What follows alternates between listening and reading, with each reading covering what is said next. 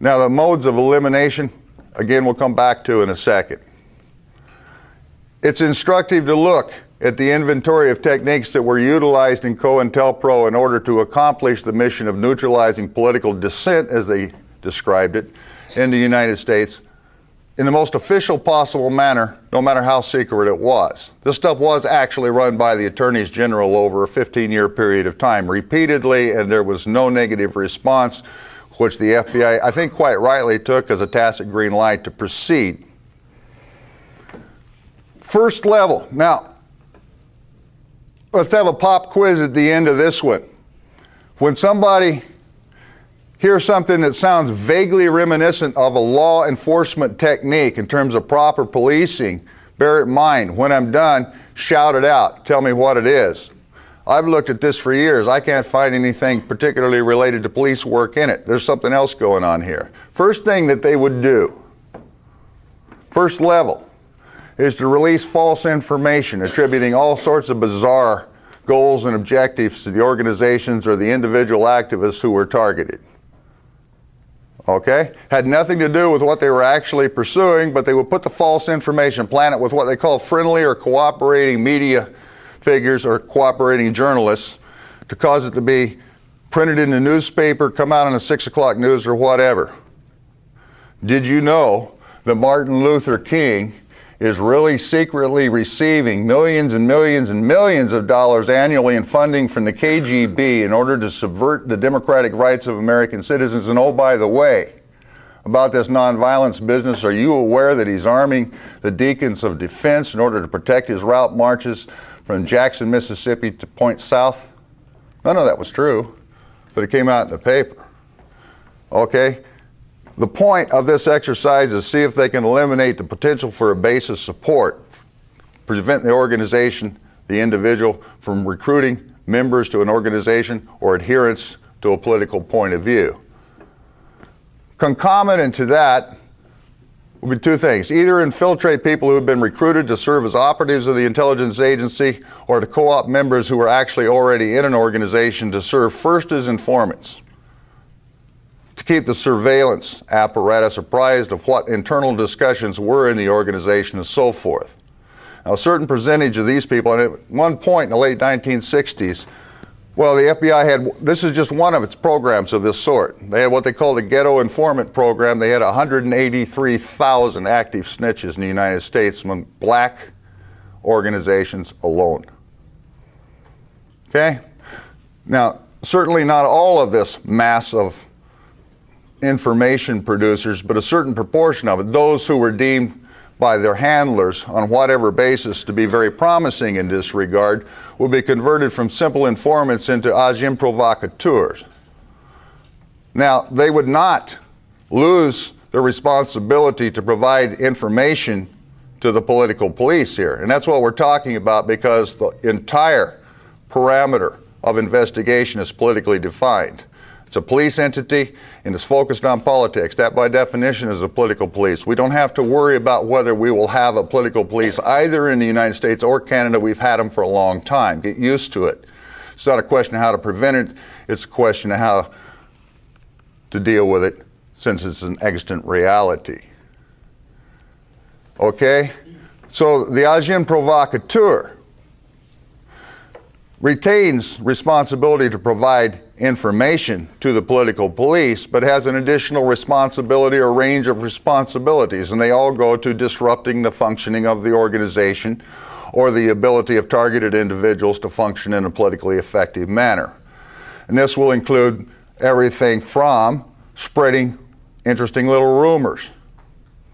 Okay? Did you know you're the targeted activist? Okay. Did you know that he was having an affair with his wife? They were out doing organizing together. They didn't come home from Trenton, New Jersey for 3 days. We wondered where they were. Did you know, oh, I won't pick on you again, that you, who are out in a corner raising money, were siphoning off a certain portion of the proceeds for your own use and benefit, buying, I don't know, Rage Against the Machine CDs or whatever? a good band. You shouldn't laugh. And the best one, oh, there's many more variations on the theme, but to create jealousies and suspicion between the individuals within the group so that they cannot function in a cohesive and coherent way. That's the object, the best one of all. Back on you again. Saw him coming out of the DA's office this morning. Giving state's evidence, probably. Had that old dope bust hanging over his head, probably copped a deal, gonna give somebody up. Or better still, he's a police infiltrator. And often, the handlers would provide the appearance of evidence to support such an allegation. Now, interesting scenario here. You've got a legitimate bona fide activist who has just been neutralized in terms of political effectiveness by being called a cop by a cop. The technique is referred to as bad jacketing, sometimes referred to as snitch jacketing, although that comes from the prison context. It was a mechanism actually, or technique actually worked out in prisons to take potentially effective inmates in terms of political organization and place them in harm's way so that their compatriots, those they might otherwise have galvanized into some constructive political activity, would actually do them in. And in the right political environment, say a COINTELPRO context, that's an ever-present risk, and it's understood by the FBI to be such.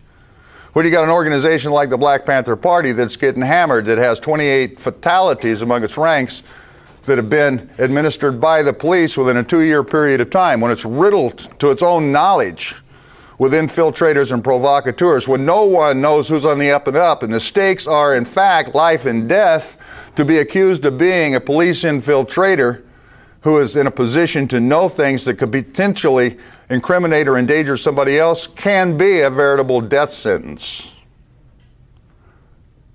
And in the Panther record, you have a couple of cases where that was exactly the outcome. And on that record, when the declassification of files of the FBI from COINTELPRO era from the Church Committee in the mid-1970s occur, you find the FBI in its internal memoranda taking credit for successful neutralizations.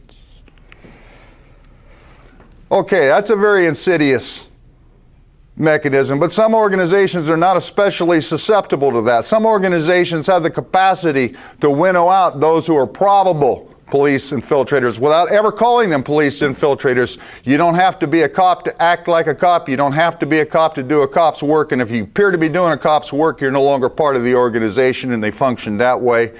And they're able to survive this relatively intact. What happens then? Well, there's another whole range of techniques that are brought to bear. Pretext arrest, that's a good one. Philadelphia in 1967, you have a memorandum from the agent in charge of the Philadelphia office talking about the program that will be directed against the revolutionary action movement during the subsequent summer. It really is very simple. You have a collaborative relationship that's been established with the Philadelphia Police Department headed by Frank Rizzo. Anybody ever hear of Frank Rizzo? We've got some Philadelphia folk here. Got some moved people in the room here. Yeah. Well, let me sum Frank Rizzo up for you. He was a police commissioner in Philadelphia. He ran for mayor subsequently on a primary plank of his platform. And it went something like this. If I'm elected, I'm going to be so tough on crime, I'm going to make Attila the Hun look like a faggot. That's a direct quote. Of course, he was elected by a landslide. Tells you something about the nature of the problem we confront here. Okay, the technique used by the Philadelphia police under FBI tutelage during the summer of '67 to neutralize revolutionary action movement was simply to arrest its members on any pretext. No hope of conviction. They didn't even intend to prosecute. Just arrest them. Bust them. Make them make bail. Make them hire an attorney. Bust them. They make bail, walk out, bust them again. They make bail, walk out, bust them again. There's a little anecdote in this very extensive report that's published at the end of the summer that talks about this guy who had never managed to clear the steps of the jail.